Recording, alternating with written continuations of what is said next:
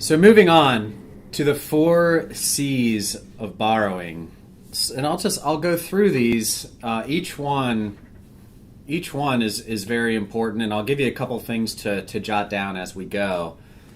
So first is the character, and the character piece is really about your work and your income history. Just a couple things to be thinking about there. For work history, have you jumped around a little bit? Is there anything that looks a little bit spotty on your resume?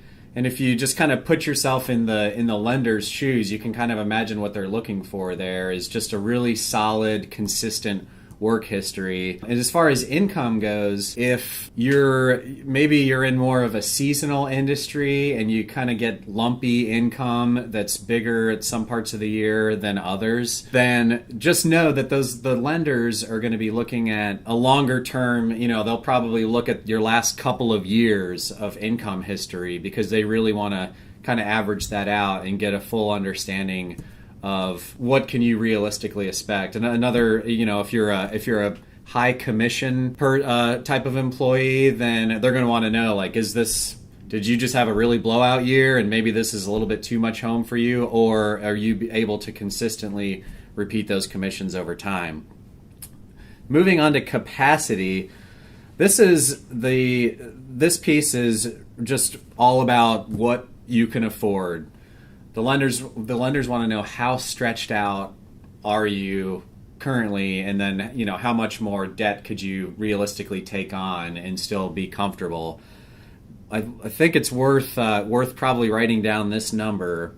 This is a rule of thumb for you, but 38% is the number I'd like you to write down, and that the lenders typically like to know that your total housing costs are less than 38% of your monthly income. So your total housing costs equals, of course, your mortgage payment, any PMI that you're paying monthly, any HOA fees that are due, and then your taxes kind of averaged out. So they really like to see, of your total monthly income, they'd like your total housing costs to be under that 38% mark. And I'll just say quickly, I won't go into too much detail, but another number is just that your total debt to income.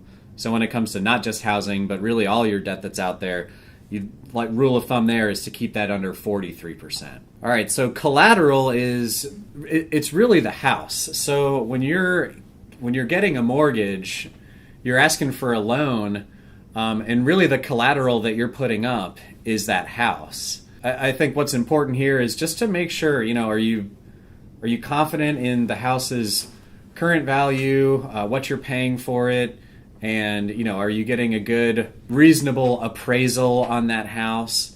Because what happens is if you're unable to pay on that house, then you'll be actually heading towards what's known as a foreclosure, where basically that collateral that you put up, the bank says, hey, sorry, if you're no longer paying us back on this loan that we gave you, we're going to take this collateral back from you. And that's called a foreclosure.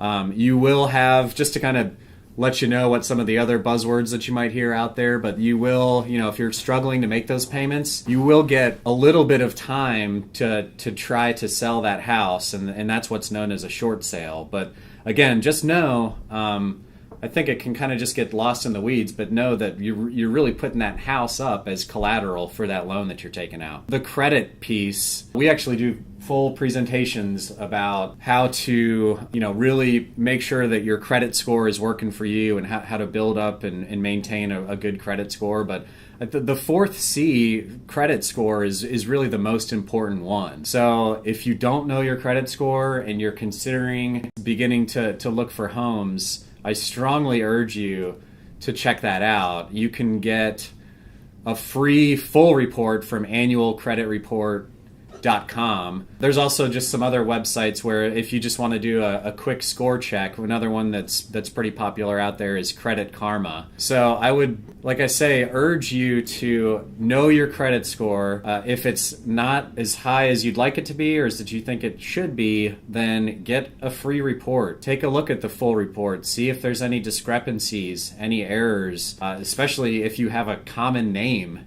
You might have some outstanding issues on your credit report that are actually not even yours, and you can get that stuff wiped off. So definitely be aware of your credit and try to get that score as high as possible.